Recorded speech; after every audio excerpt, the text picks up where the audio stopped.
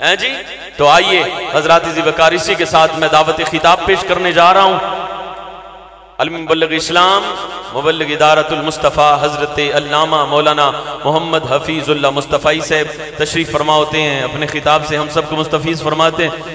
پیغام آپ نے سن لیا، ہوں میرے نال نعرہ بھی لاؤ، پتہ لگے میں کھڑا ہویا مائک تے این جی ذرا ایک تو آپ ٹھیک ہو کے بیٹھ جائیں جی، اور ذرا حشاش بشاش بھی ہو جائیں اور پرجوش بھی ہو جائیں۔ پھر حضرت تو اپنے انداز میں بیان کرتے ہیں، وہ تو آپ کو نہیں کہیں گے، آپ سبحان اللہ کہیں، انشاءاللہ خود بخود نکلے گی۔ ہاتھوں کو بلند کر کے، وہ جس کے لیے محفل کو نین سجی ہے، فردوس سے بری جس کے وسیلے سے بنی ہے، وہ ہاشمی مکی مدنی العربی ہے، وہ میرا نبی میرا نبی۔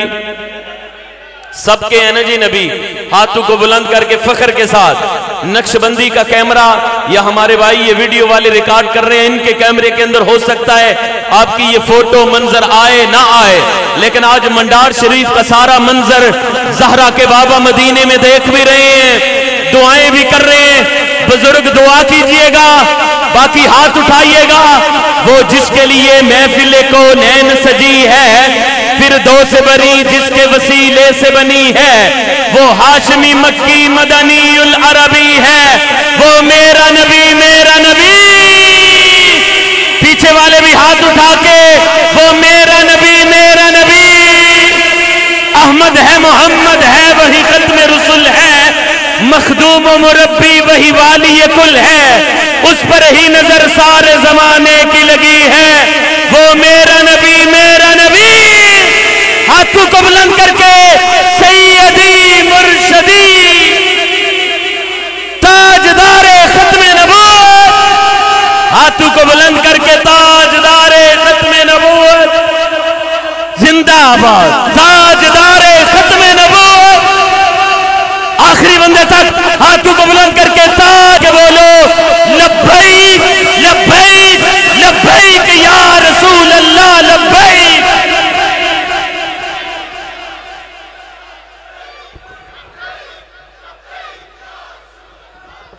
بسم اللہ الرحمن الرحیم وَلَوْ كُنْتَ فَظًّا غَلِيظَ الْقَلْبِ۔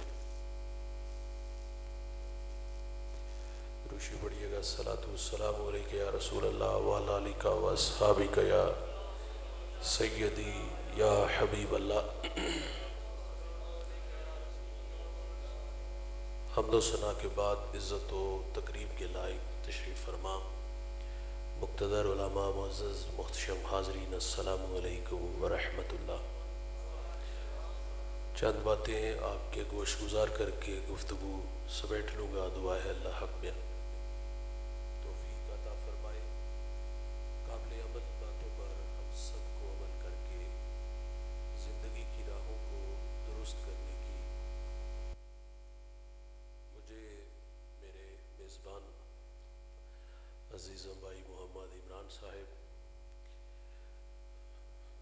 پہلے نمبر پہ تو میں ان کا شکر گزار، انہوں نے دعوت دی، میں حاضر ہوا، اور دوسرا انہوں نے مجھے جس مضمون کی طرف توجہ دلائی اس کے ضمن و ذائل میں کچھ باتیں ہیں، میں اور آپ سنیں گے اور اللہ سے عمل کی توفیق مانگتے ہیں۔ اللہ تعالی ہم سب کو سن سنا کر اس پر عمل کی توفیق عطا فرمائے۔ ارشاد باری تعالیٰ ہے، محبوب اگر آپ کا دل سخت اور مزاج تند ہوتا تو یہ لوگ آپ کے گرد کبھی بھی نہ بیٹھتے۔ جب غزوہ خیبر ہوا تو کچھ لوگ پلٹ گئے، دوبارہ حضور کی خدمت میں حاضر ہوتے ہیں تو آپ صلی اللہ علیہ وسلم افو درگزر سے کام لیتے ہیں۔ حاضرین مجلس، دین محبت سے پھیلا ہے، دین حسن اخلاق سے پھیلا ہے۔ ایک ہندو شاعر کہتا ہے، یہ لڑتے قبائل کو کس نے بتایا، محبت نہیں ہے تو کچھ بھی نہیں ہے۔ کائنات کی چمک، کائنات کی رونق، یہ سب محبت کے دم قدم سے ہے۔ کریم آقا صلی اللہ علیہ وسلم فرماتے ہیں، تمہیں اچھا وہ ہے جس کا اخلاق اچھا ہے، اور وہ اچھا نہیں ہے جس کا اخلاق اچھا نہیں ہے۔ بارگاہ رسالت مآب صلی اللہ علیہ وسلم میں ایک خاتون کا تذکرہ کیا گیا کہ بندہ نواز صوم و صلات کی پابند ہے، لیکن اس کی زبان کے فتنوں سے ہمسایہ محفوظ نہیں، تو فرمایا وہ عورت جہنمی ہے۔ میرے نبی فرماتے ہیں گھر خریدنے سے پہلے ہمسایہ اور سفر کرنے سے پہلے ہم سفر دیکھ لیا کرو۔ ہمسایہ اچھا نہ ملے تو زندگی عذاب ہو جاتی ہے، اور آپ ان لوگوں سے پوچھ کے دیکھ لیں جو اس عذاب میں مبتلا ہیں۔ ہمسایہ صرف اتنا کہہ دینا کہ ڈیک کی آواز تھوڑی سی ہلکی کر دو، لجاجت سے کہا ہے، جس کو پنجابی میں ہم کہتے ترلا کیا ہے، منت کی ہے، ہمارے باپ کی عمر کا ہے، تو تقاضا تھا ہمسائیگی کے حق بھی تو بہت سارے ہیں، تقاضا تھا تھوڑی سی آواز ہی کم کر لیتے۔ لیکن رد عمل بڑا غلط آتا ہے کہ گانا میرے گھر میں چلا ہے، تمہیں کیا تکلیف، اور پھر اوباش لڑکوں کو لے کے مکان کی چھت پہ چڑھے گا اور اس شریف آدمی کی بیٹیوں کو چھیڑے گا، آوازیں کسے گا، کبھی اس کے بھائی جان سادہ کرو اس کو، بالکل یہ سادہ نہیں ہے، کبھی اس کے دروازے کے سامنے گندگی پھینک جائے گا، روڑے اٹکائے گا۔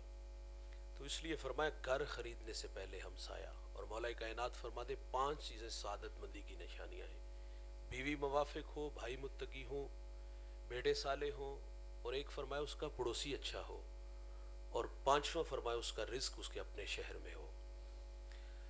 تو تذکرہ خاتون کا ہے بھائی، نمازیں بھی ہیں، روزے بھی ہیں، لیکن زبان کا زہر کوبرا سانپ سے بھی زہریلا ہے، تو فرمایا وہ عورت جہنمی ہے۔ اور اسی طرح ایک اور عورت کا تذکرہ کیا گیا کہ معمول کی نمازیں، معمول کے روزے، لیکن اس کا ہمسایہ اس سے مطمئن بڑا ہے، تو میرے نبی فرماتے وہ عورت جنتی ہے۔ جنت کا معیار میرے بھائی اچھے اخلاق ہیں، میٹھے بول ہیں۔ اچھا ہمسایہ دیوار کا ہے یا سرحد کا، تو زندگی خوبصورت ہوگی، اور اگر یہ اچھا نہیں ہوگا تو زندگی عذاب ہو جائے گی۔ اچھا ہمسایہ مل جانا بڑی دولت ہے۔ ابو حمزہ ایک بہت بڑے محدث گزرے ہیں، ان کے بارے میں مشہور تھا کہ یہ نشہ بیچتے ہیں، وہ منشیات کا کام نہیں کرتے تھے، بلکہ جب وہ حدیث رسول بیان کرتے تو لوگوں پہ نشہ طاری ہو جاتا تھا۔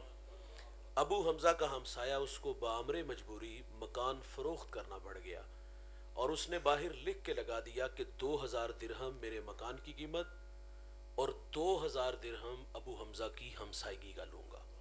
تو بھائی لمبی لائن لگ گئی 4000 دینار دینے کے لیے، اور جب ابو حمزہ کو پتا چلا کہ میرا ہمسایہ مکان بیچ کے یہاں سے جا رہا ہے، تو آپ نے خادم کو 4000 دینار دیے، فرمایا جلدی جاؤ اور یہ میرے ہمسائے کو دے آؤ، اور اسے کہنا کہ یہ ویسے ہی رکھ لو لیکن مجھے چھوڑ کے نہ جانا۔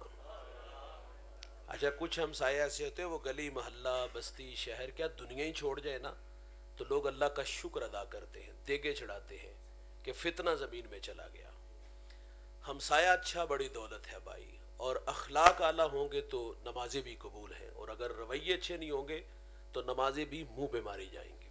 امام منذری الترغیب والترہیب میں ایک روایت لائے ہیں، یہ 6 صدی کے محدث ہیں، حدیث کی معتبر کتاب ہے۔ بارگاہ رسالت مآب صلی اللہ علیہ وسلم میں ایک شخص حاضر ہوا جن کا نام نامی اسم گرامی جابر بن سلیم ہے۔ پہلی ملاقات تھی، اور اللہ نے میرے نبی کو یہ کمال بخشا تھا کہ آپ پہلی ہی ملاقات میں اپنا بنا لیتے تھے۔ ان کے بول بہاروں جیسے اور اصحاب ستاروں جیسے، مٹھیاں مٹھیاں بولیاں مدنی ڈھول دیاں، کنا دے وچ رہندیاں مشری گول دیاں، میں لب کے لے آواں کتھوں سونا تیرے نال دا، دنیا تے آیا نہ کو تیری مثال دا۔ میٹھی میٹھی باتیں من میں اتری، ایمان نصیب ہوا، جانے لگے تو عرض کرتے آقا میرے دامن میں حکمت کے موتی ڈال دیجئے۔ بھائی جان جو شخص ابھی ابھی ایمان لایا ہے، میرے نبی نے پہلی نصیحت کیا کی؟ نماز پڑھا کرو، روزے رکھا کرو، موسم حج آئے تو حج کے لیے نکلو، مال کی نصاب ہو تو زکوٰۃ دو۔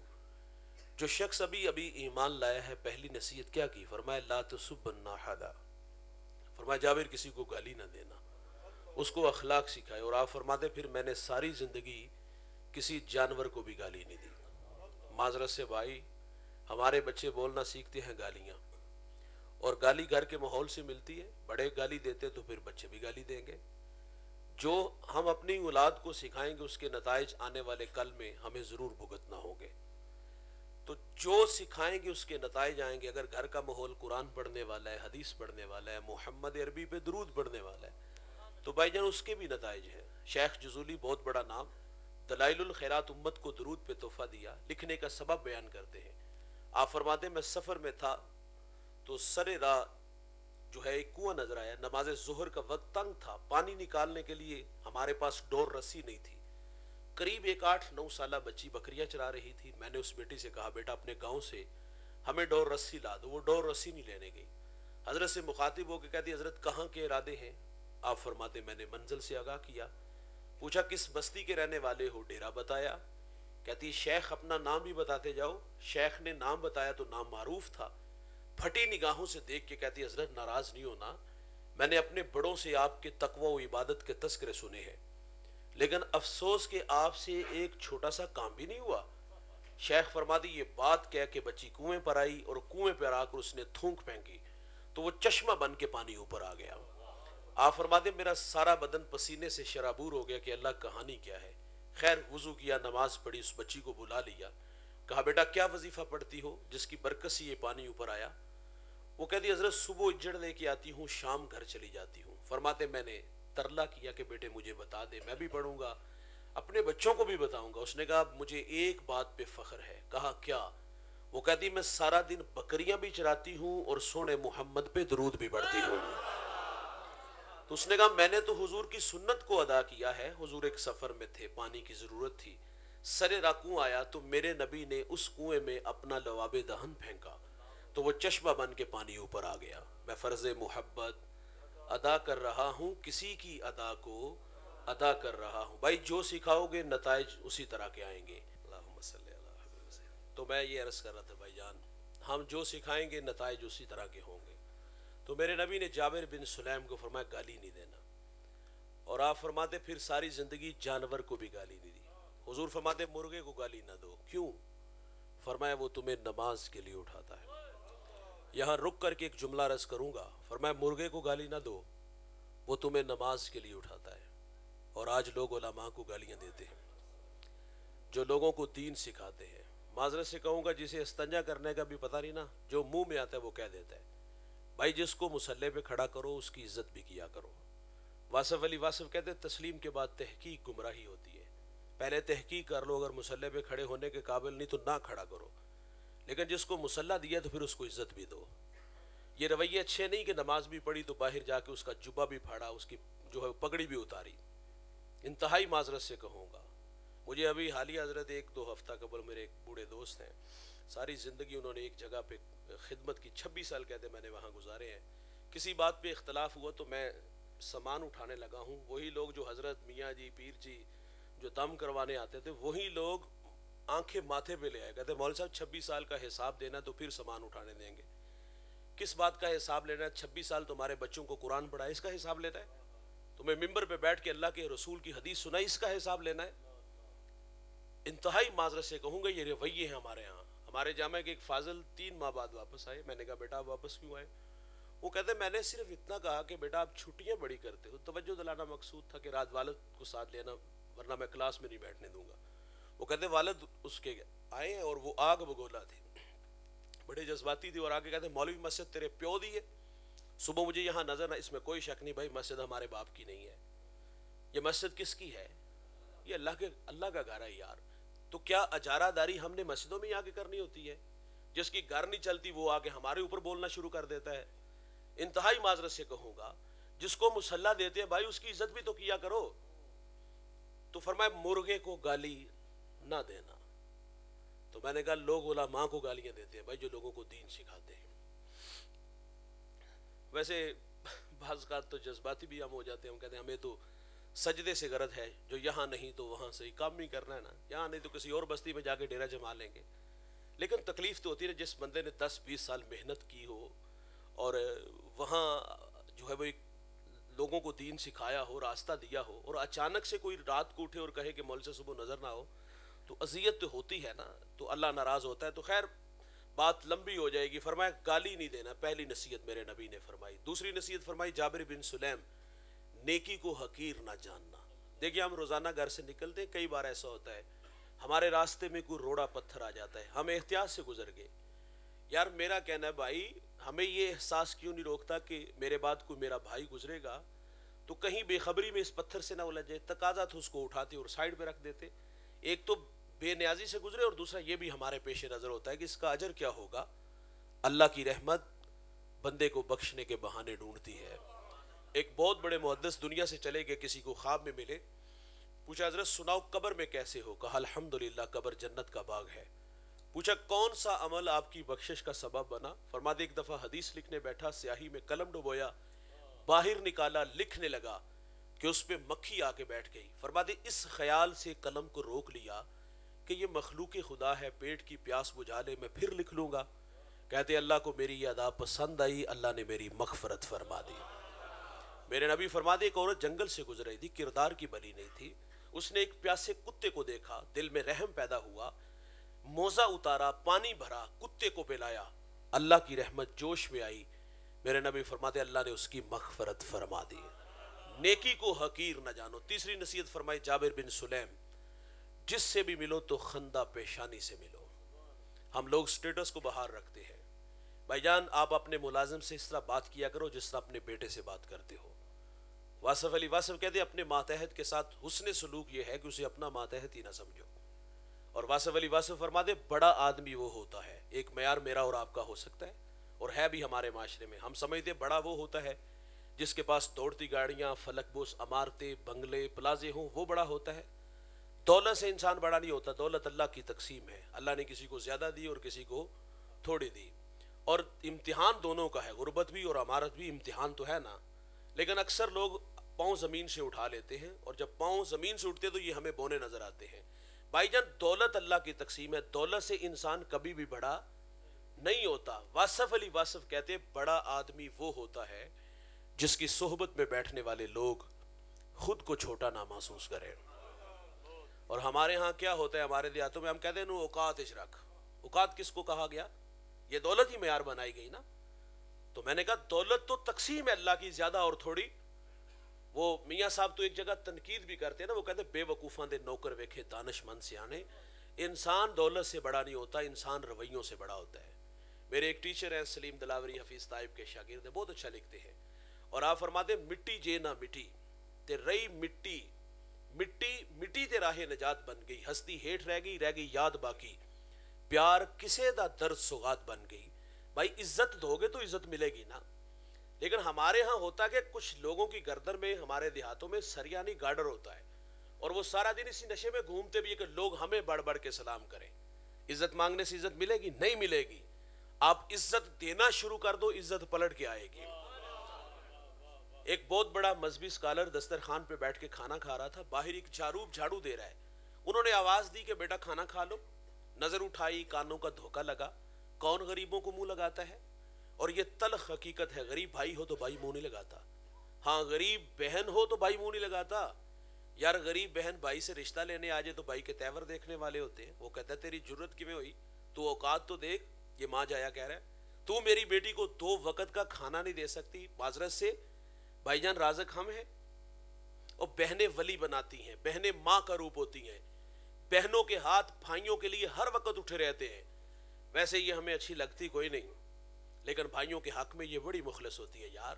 اور صوفیاء نے لکھا ہے جو بہنوں سے محبت کرتے ہیں نا، ان کے ساتھ تعاون کرتے ہیں، اللہ ان کے رزق میں کبھی بھی بے برکتی نہیں آنے دیتا.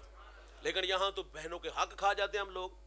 تو خیر میں کہتا ہوں غریب بہن بھائی ہوں تو ہم منہ نہیں لگاتے. وہ غریب آدمی جھاڑو دے رہا تھا، آواز دی، کہا بیٹا کھانا کھا لو. خیال آیا کہ کون منہ لگاتا ہے. پھر آواز آئی، ششتر ہو کے کہتا ہے حضرت مجھے کہہ رہے ہو؟ کہا ہاں میں آپ سے کہہ رہا ہوں کھانا کھا لو. اس نے جھاڑو وہاں رکھا. کیا وہ ہاتھ دھو کے دسترخوان پہ بیٹھ گیا؟ نہیں میرے بھائی. اس نے دوڑ لگا دی. تھوڑی دیر بعد واپس آیا، اس کے ساتھ اس کے بیوی بچے تھے. وہ کہتا ہے حضرت کھانا بعد میں کھائیں گے، ہم عیسائی ہیں، ہمیں محمد عربی کا غلام بنا دیجئے. بھائی جان اسلام پہ 3 گھنٹے کا لیکچر نہیں، دلائل نہیں، صرف 2 میٹھے بول کہ پتر کھانا کھا لے. خالی دامن ایمان سے بھر رہا ہے. بھائی جان جس سے بھی ملو تو خندہ پیشانی سے ملو. میرے نبی صلی اللہ علیہ وسلم عیدگاہ کی طرف تشریف لے جا رہے ہیں. سر راہ کھلا میدان آیا، بچے عید کی خوشیوں میں مسرور تھے. لیکن ایک جانب کیا دیکھا گیا کہ ایک بچہ تن پہ پیرہن پھٹا, آنکھوں میں آنسو, حضور گزرے کے قدم رکے, فرمایا بیٹا آپ کیوں رو رہے ہو؟ شاید کہ پہچان نہ سکا. عرض کرتا ہے فلاں غزوے میں میرے والد حضور کے ساتھ تھے, شہید ہو گئے, میں یتیم ہو گیا, والدہ بیوہ ہو گئی, ماں نے دوسرا نکاح کیا, ستیلے باپ نے مال پہ قبضہ کیا اور مجھے دھکے دے کے گھر سے نکال دیا. میرے نبی فرماتے بیٹا کیا تو اس بات پہ راضی نہیں کہ محمد تیرے باپ لگے, عائشہ تیری ماں لگے, فاطمہ تیری بہن لگے, علی تیرے چچا لگے اور حسن و حسین تیرے بھائی لگے. وہ بچہ کہتا ہے یہ رشتے میرے. میرے نبی فرماتے آج سے یہ سارے رشتے تیرے. اس نے کہا اگر یہ میرے ہیں تو مجھے اور کیا چاہیے. حضور اس بچے کو لے کے گھر آئے, کھانا دیا, لباس دیا, انگلی تھامی اور عیدگاہ کی طرف تشریف لے آئے. سرے راہ جب کھلا میدان آیا نا تو بچے پھٹی نگاہوں سے دیکھ کے کہتے ہو بھائی ابھی تو رو رہے تھے, اب فخر سے کہتا ہے میں بھوکا تھا, کھانا ملا, میں ننگا تھا, لباس ملا, میں یتیم تھا, مجھے ابو جی محمد ملے, عائشہ ماں ملی, فاطمہ بہن ملی, علی چچا ملے, حسن و حسین بھائی ملے. وہ کہتا اب بھی میں رو. یہ ہے اخلاق, یہ ہے دین. امام راضی ایک یتیم کا تذکرہ کرتے, والد دنیا سے چلا گیا, ماں کے تن پہ جو قمیض تھی وہ جگہ جگہ سے پھٹی تھی. ماں سے کہتا ماں اجازت دو میں چچا سے آپ کے لیے قمیض لے آؤں. ماں نے کہا بیٹا تو عرب کی روایت سے واقف نہیں, تیرا چچا تجھے قمیض نہیں دے گا, دھکے دے گا. بچہ تھا, ماں سے ضد کی, ماں نے رخصت دے دی اور ماں جانتی تھی کہ اس کے ساتھ اس کا چچا سلوک کیا کرے گا. اس نے آ کر کے دستک دی, اندر سے چچا کے بیٹے باہر آئے, ان سے باتیں شروع کر دی. یار اس نے کیا کہا ہوگا کہ چلو باہر کھیلنے, یا کل کا کوئی پروگرام بنانے گیا تھا. وہ کیا کسی مفکر نے کہا تھا کہ غریب کی جوانی جنگل کا پھول اور سردیوں کی چاندنی یوں ہی بیکار جاتی ہے. یار غریب کو جوانی میں بال سنوارنے کا بھی موقع نہیں ملتا. عید والے دن آلو چھولے نہیں بیچ رہا ہوتا, غبارے نہیں بیچ رہا ہوتا, پاپڑ نہیں بیچ رہا ہوتا. یہی کہا ہوگا نا کہ تمہاری چچی کے تن پہ قمیض جگہ جگہ سے پھٹی ہے اور میں سوالی بن کے آیا ہوں, ایک قمیض دے دو. یہ باتیں ہو رہی ہیں. اتنے میں چچا آیا, اپنی دہلیز پہ اپنے بھتیجے کو دیکھا تو کیا بچھڑا بھائی یاد آیا, کیا آنکھیں نمناک ہوئی, کیا دل میں کوئی گداز اترا, کیا شفقت کے بازو پھیلے. ہم نے پڑھا ہے دوست, اس نے عرب کی روایت نہیں توڑی. اس نے اپنے بچوں کو پچھلے کمرے میں بھیجا اور یتیم کو, بھتیجے کو دھکا دیتے ہوئے کہتا ہے منحوس پلٹ جا, کہیں تیری نحوست کی وجہ سے میرے بچے یتیم نہ ہو جائیں. آپ کی نائے دل ٹوٹ گیا, آنکھوں سے آنسو بہ نکلے. میرے نبی فرماتے جب یتیم روتا ہے تو اللہ کا عرش بھی کانپ اٹھتا ہے. وہ دکھتا ہوا دل لے کے واپس پلٹا. سرے راہ حضور کے غلام سے ملاقات ہوئی. کہا بیٹے کس نے رلایا؟ کہا عرب کی تلخ ہواؤں نے رلا دیا. میں یتیم ہوں اور چچا سے مار کھا کے آیا ہوں. کہا بیٹے گھبرا نہیں, وہ آ گیا ہے اس دنیا میں جو دکھیوں کے دکھ بانٹتا ہے, جو بے سہاروں کو سہارا دیتا ہے. وہ نبیوں میں رحمت لقب پانے والا, مرادیں غریبوں کی بھر لانے والا, وہ اپنے پراؤں کا غم کھانے والا, مصیبت میں غیروں کے کام آنے والا. کہا میرے نبی حرم میں جلوہ فراز ہے, جا بیٹا جو مانگو گے وہ عطا کریں گے. یہ گھر آیا, ماں نے کہا تجھے منع کیا تھا. کہا تو سچ کہتی ہے, یہ معاشرہ بے رحم معاشرہ ہے, لیکن سنا ہے اماں اس شہر مکہ میں ایک شخصیت جھڑکتے نہیں, جو مانگو عطا کرتے ہیں. کہا کون ہے وہ؟ کہا زمانہ انہیں محمد صلی اللہ علیہ وسلم کے نام سے جانتا ہے. ماں چونک سی گئی, کہتی نہیں جانے دوں گی. کہا کیوں ماں؟ کہا سنا ہے پتر جو اس سے ملتا ہے وہ اپنی باتیں بھول جاتا ہے اور اس کے دین دھرم کو قبول کرتا ہے. اس نے کہا ماں قمیض لینی ہے دے دیں گے, ٹھیک نہیں تو لوٹ آؤں گا. یہ حضور کی خدمت میں حاضر ہوا. بھائی جان مانگنے کے کچھ آداب ہوتے ہیں. سائل ہمارے دروازوں پر آتے ہیں, کیا کچھ نہیں کہتے, سیٹھ صاحب, شیخ صاحب, مولانا صاحب, بچوں کو دعائیں, کاروبار کے لیے دعائیں, پھر مٹھی آٹا یا 2 آنے. یار تقاضا تھا نا یتیمی کا داغ دکھاتا, تقاضا تھا نا اپنوں کے رویے بتاتا, اور تقاضا تھا نا کہ سر راہ حضور کے جو غلام ملے عرض کرتا کہ میں نے سنا ہے آپ رحیم بھی ہو کریم بھی ہو, جو مانگو عطا کرتے ہو. اتنا کہنا چاہیے تھا, نہیں کہا. اس نے آگے کہا میں نے آپ کے دین کو قبول نہیں کرنا, میں آپ سے ایک قمیض لینے آیا ہوں. میری ماں کے تن پہ جو قمیض ہے وہ جگہ جگہ سے پھٹی ہوئی ہے. حضور ناراض نہیں ہوتے یار, قمیض کے بٹن کھولتے ہیں, اتارتے ہیں اور اس یتیم کو عطا فرما دیتے, اور پھر یوں بازو پھیلا لیے. فرمایا آجو بیٹا میں محمد کے سینے سے لگ جاؤ. بتائیے گا جو سینہ رسول اللہ کے سینے سے لگا ہوگا وہاں کفر ٹھہرا ہوگا. بھائی جان جس سے بھی ملو تو خندہ پیشانی سے بلا امتیاز ملا کرو, یہ امیر, یہ غریب, یہ کمی, یہ چودھری. بھائی جان یہ بت ہمیں توڑنے ہوں گے.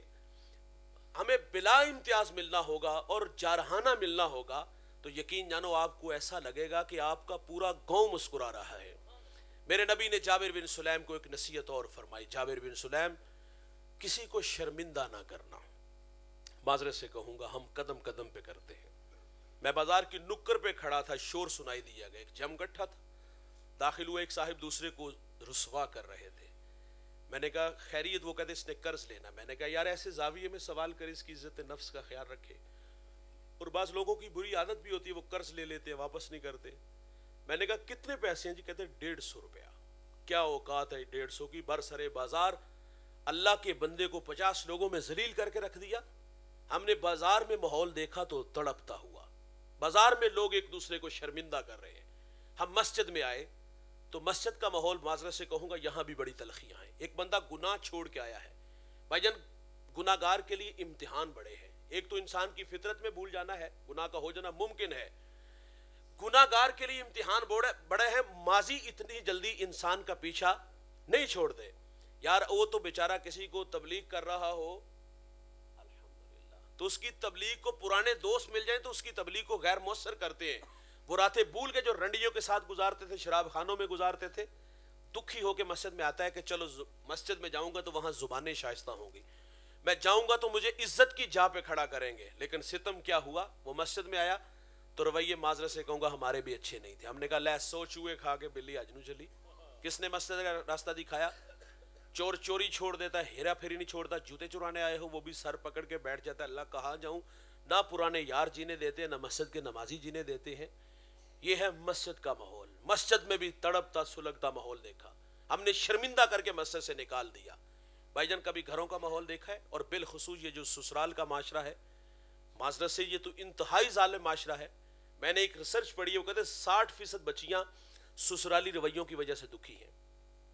بہو سے چینی کا کپ ٹوٹ جائے نا، کیا اوقات ہے اس کی یار۔ جو گھر میں تماشا لگتا ہے وہ میں بھی اچھی طرح جانتا ہوں اور آپ بھی اچھی طرح جانتے ہو۔ ہمارے معاشرے میں 4 طرح کے لوگ ہیں۔ ایک نمائش والے بہت سارے ہیں، دوسرے ڈیمانڈ والے بہت سارے ہیں، تیسرے بہروپیے ہیں جو اچھا بننے کی اچھی ادائیں رکھتے ہیں، اچھے ہوتے لوگ اعتماد کر لیتے ہیں نا یار یہ بھلے لوگ ہیں، ہماری بیٹی جو ہے وہ یہاں سکھی رہے گی۔ لیکن وہ میاں صاحب فرماتے لوکی منو منہ تے خول چڑھا کے مل دے، وہ تو خول ایک ہفتے میں اتر جاتا ہے نا۔ چوتھے لوگ ہیں جنہوں نے کہا کہ جس نے بیٹی دے دی پیچھے کہہ رہے گئے، وہ انگلیوں کے پوروں پہ گنے جاتے ہیں۔ اور ہمارے معاشرے کے سب سے خطرناک لوگ یہ بہروپیے ہیں جو اچھا بننے کی اچھی ادائیں رکھتی ہے۔ بھائی جان دولت پاس نہیں، نمائش کیسے کریں گے؟ دولت پاس نہیں، 2 وقت کا کھانا مشکل سے چلتا ہے، اور کیسے ڈیمانڈ پوری کریں گے؟ یہ 2 لوگ تو ہمارے کھاتے میں نہیں آتے۔ اور یہ تیسرے جنہوں نے کہا بیٹی دے دی پیچھے کیا رہ گیا، اچھا بننے کی اچھی ادائیں، اور 1 ہفتے بعد چینی کا کپ ٹوٹا اور تماشا لگا دیا گھر میں۔ گھر سے لائی ہوتی تو تجھے قدر ہوتی۔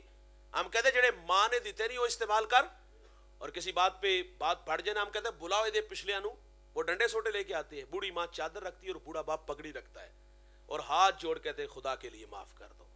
رونت برے لہجے دیکھے وہ کہتے ہیں یہ آخری بار ہے، اور یہ کہنے والا داماد ہے۔ میرے نبی فرماتے ہیں تمہارے 3 باپ ہیں، ایک جس نے جنم دیا، ایک جس نے تعلیم دی، اور تیسرا فرمایا جس نے تمہیں اپنی بیٹی دی۔ یہ سسر باپ ہوتا ہے بھائی۔ لیکن یہاں داماد کا رویہ کہ وہ کہتا ہے یہ آخری بار ہے، آئندہ ہوا تو اس کو اپنے گھر میں رکھنا۔ اچھا وہ بیٹی کے آگے بھی ہاتھ جوڑتے، بیٹا سرخ جوڑا پہن کے آئی تھی، سفید پہن کے قبروں میں چلے جانا۔ حسرت بری نگاہوں سے دیکھتی ہے، ماں میں گھر کی رونق تھی، میں جگر کا ٹکڑا تھا، 2 وقت کا کھانا نہیں ملے گا، رہنے کے لیے چارپائی نہیں دو گی۔ تو وہ بیٹی کو سمجھاتے ہیں کہ بیٹا اگر طلاق لے کے آگئی نا تیری 2 بہنیں گھر میں بیٹھی، کون رشتہ دیکھنے آئے گا؟ مارے بھی کھاتی ہے، دکھ بھی سہتی ہے۔ بھائی جان کچھ زخم زیادہ ملے تو پھر بہانہ بھی بنا لے، سیڑھیوں سے گری ہو جی، اور دکھ سہ سہ کی بعض بیٹیاں قبروں میں چلی جاتی ہیں۔ یہ سسرالی رویے ہیں۔ اچھا کچھ بیٹیاں ایسی ہیں جن کے ہاں اولاد نہیں ہوتی۔ اولاد کون دیتا ہے دوست؟ اللہ دیتا ہے نا۔ اور ہم نے بے اولاد عورتوں کا حشر سسرال میں جانوروں سے بدتر دیکھا ہے۔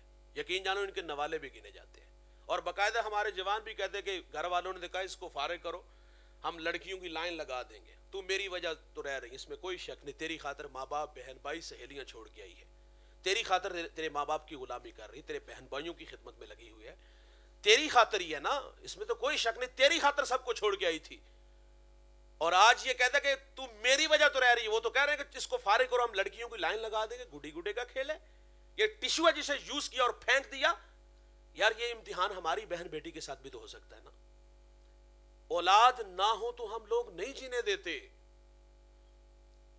اچھا, میں ٹوبا ٹیک سنگھ کی جگہ حاضر ہوا, مجھے یاد آیا میرا جو میزبان تھا اس نے مجھے دعا کے لیے کہا. وہ بے اولاد تھا, میں نے دعا کی اور اگلی بات نے تڑپا دیا. وہ کہتا ہے مولانا ہم 6 بہن بھائی ہیں, 5 بھائی اور 1 بہن, اور ہم سب شادی شدہ ہیں.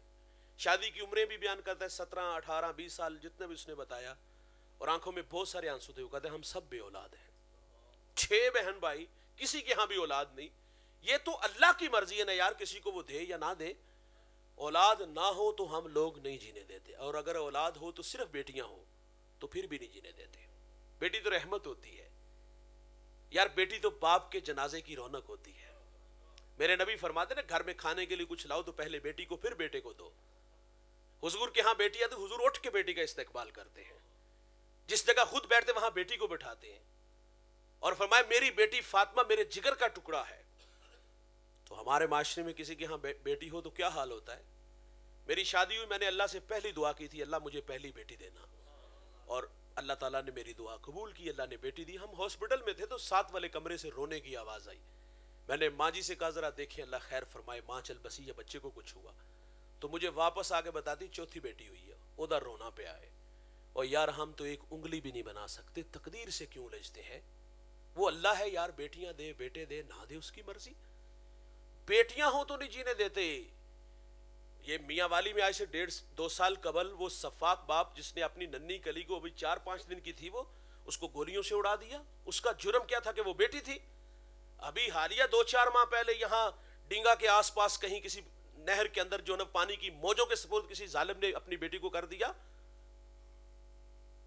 یہ رویے ہیں میرے بھائی. اولاد ہو اور بیٹیاں, اور پھر آپ دیکھ لیں سسرالی معاشرے میں عزت اس بہو کی زیادہ ہوگی جس کے ہاں بیٹے زیادہ ہوں گے, اور جس کی ہاں بیٹیاں زیادہ ہوں گی اس کی عزت ہوگی نہیں. مجھے فیصل آباد سے ایک بڑھیا کال کرتی, وہ کہتی مول صاحب دعا کرو اللہ میری بیٹی کو بیٹا دے. میں نے کہا ماں جی پہلے اولاد نہیں, کہتے 4 بیٹی ہیں. میں نے یہی باتیں انہیں بھی کہی, رحمت ہے, بیٹیاں باپ کے جنازے کی رونق ہوتی ہے, تو آپ یہ کس طرح کی بات کر رہی ہیں. وہ کہتے انہوں نے دھمکی دی ہوئی ہے سسرال والوں نے, اگر بیٹا نہ ہوا تو اس کو اپنے گھر میں ہی رکھنا. اور بہت ساری عورتوں کو طلاق بھی اسی وجہ سے ہوئی کہ اس کے ہاں بیٹیاں کیوں زیادہ ہوتی ہیں. یہ رویے ہیں ہمارے معاشرے میں, اور پھر انہیں جب جی چاہا کٹہرے میں کھڑا کر کے ذلیل کر لیا. میں ایک گھر میں کچھ جھگڑا تھا اور مجھے بھی انہوں نے بلایا جب سلو کرنی تھی, تو میں نے بات سنی, کوئی اتنی بڑی بات نہیں تھی. وہ کہتے ہیں آٹا گنڈ نہیں تھی ہلدی کے ہوئے. میں نے کہا چلو جی ماں جی یہ بھی کسی کی بیٹی, آپ جانے دیں. اس بڑھیا نے پاؤں سے جوتا اتار کے اس کے بھائی کے منہ پہ مارا, اور کیا کہا جتی پوری آئی نہ آئی تو لا کے سٹ چھڑی.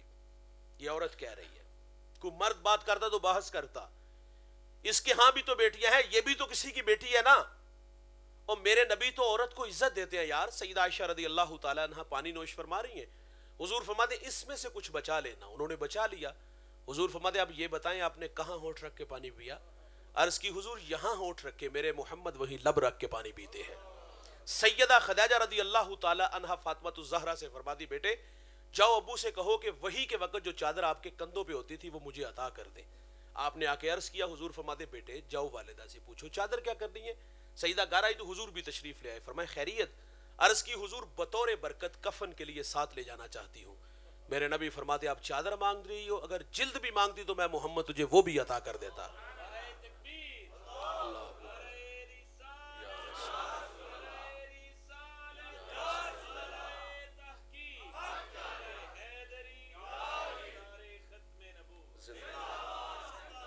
مجھے حکیم لقمان کی بات بڑی دل کو لگتی ہے. آپ فرماتے میں نے لوگوں کا علاج کیا, میرے پاس 2 پڑیاں تھیں اور ان سے لوگوں کو شفا بھی ملی اور بہت جلد ملی. کہا وہ کون کون سی؟ کہا ایک محبت اور دوسری عزت. کسی نے کہا فرق نہ پڑے تو فرمایا مقدار بڑھا دیا کرو. باہر اچھے ہوتے گھر کیوں نہیں اچھے ہوتے. مجھے طلحہ بن عبید اللہ کی زوجہ کا بیان دل کو چھو لیتا ہے, اسی پہ میں اپنی گفتگو کو سمیٹ بھی لوں گا. آپ فرماتی میرے شوہر میں 6 خوبیاں جو مجھے متاثر کر گئیں. شوہر میں 6 خوبیاں ہوں تو گھر اچھا لگے گا. آپ فرماتی میرے شوہر کی اچھی عادت, یہ گھر آتے ہیں مسکراتے ہوئے. ان کی دوسری اچھی عادت, جب یہ گھر سے جاتے ہیں تو مسکراتے ہوئے جاتے ہیں, آتے بھی مسکراتے جاتے بھی مسکراتے. تیسری اچھی عادت یہ خرچ دینے میں بخل نہیں کرتے. دیکھیں میاں بیوی کا رشتہ بے تکلف رشتہ ہے. بیوی شوہر سے خرچ مانگنے میں جھجک محسوس نہیں کرتی. شوہر اپنی حیثیت کے مطابق دے گا اور یہ شوہر کا حق ہے. کوئی بے ادبی نہیں, کوئی مواخذہ نہیں ہوگا قیامت کے دن, اور کوئی اس پہ پکڑ نہیں ہوگی. یہ شوہر کو ہی چاہیے. اور چوتھی اچھی عادت آپ فرما دی کبھی خرچ مانگنے کی ضرورت بھی نہیں پڑی. اور پانچویں اچھی عادت آپ فرما دی اگر میں ان کا کوئی کام کر دیتا ہوں, کھانا پیش کر دیا, تو یہ شکریہ بھی ادا کرتے ہیں. انسانی فطرت ہے, وہ حوصلہ افزائی کا محتاج ہوتا ہے. میرے نبی گھر تشریف لائے, اہل خانہ سے پوچھا کھانے کے لیے کچھ ہے؟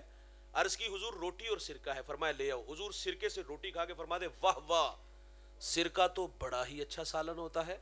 ہمارے گھر میں 3-4 گھنٹے لگا کے کھانا بنتا ہے. کبھی کبھی کھانے میں کوئی نمک مرچ کا مسئلہ آتا ہے, تو اگر کھانے میں نمک یا مرچ زیادہ ہو تو صاحب کے رویے دیکھنے والے ہوتے ہیں. گھور کے بھی دیکھے گا, گالی بھی دے گا, برتن بھی دیوار سے مارے گا. اور آواز کیا ہوتی, تیری ماں نے تینوں کھانا بنانا نہیں سکھایا؟ معذرت سے بھائی, اس کی ماں نے تو کھانا بنانا نہیں سکھایا, ہمیں کسی نے بولنا بھی نہیں سکھایا. یہ کوئی رویے ہیں. چھٹی اچھی عادت, اور اس میں میں آپ کی توجہ چاہوں گا, اگر اس ایک بات پہ عمل کر لیا جائے نا تو طلاق کی ریشو کم ہو جائے. یقین جانو ہمارے پاس روزانہ کی بنیاد پہ دارالفتاء میں لمبی لائن لگی ہوتی ہے. یہ طلاق کے مسائل نہیں پوچھنے آتے. علامہ سیدی صاحب فرماتے ہیں مجھے 40 سال ہو گئے فتویٰ دیتے ہوئے, 40 سالوں میں مجھے ایک بھی بندہ ایسا نہیں ملا کہ جس نے طلاق دینے سے پہلے طلاق کے مسائل پوچھے ہوں, بلکہ طلاق دینے کے بعد طلاق کا حل نکالنے ضرور آتے ہیں کہ مول صاحب 4 بال ہو گئے نا, ان کی کریے.